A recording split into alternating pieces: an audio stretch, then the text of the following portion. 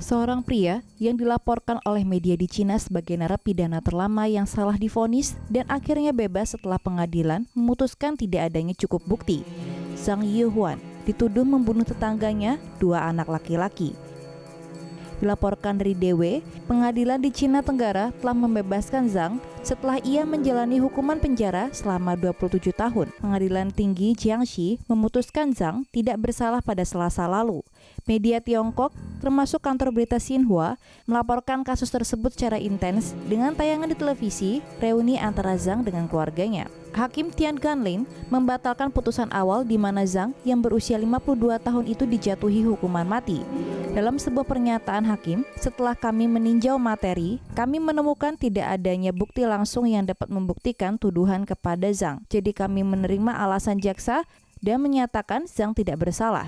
Setelah putusan diumumkan, pengadilan Jiangxi meminta maaf kepada Zhang dan memberitahu haknya untuk mengajukan kompensasi negara atas dakwaan yang salah. Pengacara Zhang, Wang Fei, berkata bahwa ia akan bernegosiasi dengan kliennya mengenai jumlah yang tepat untuk kompensasi tersebut.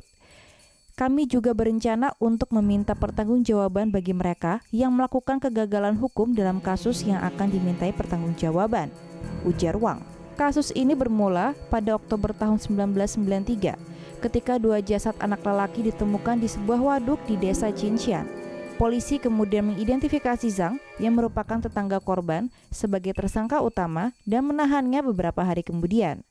Pada Januari 1995, Pengadilan Menengah Rakyat Nanchang menghukum mati Zhang karena pembunuhan yang disengaja. Tetapi 2 bulan kemudian, Pengadilan Tinggi meminta pengadilan perantara untuk melakukan persidangan ulang dengan alasan fakta yang tidak jelas dan tidak cukup bukti. Sidang ulang hanya terjadi pada November 2001 dan Zhang mengajukan banding atas keputusan mereka. Hingga Pengadilan Tinggi membuka kembali kasusnya pada Maret 2019 dan menggelar persidangan untuk Zhang pada Juli 2020, di mana jaksa merekomendasikan Zhang dibebaskan karena kurangnya bukti.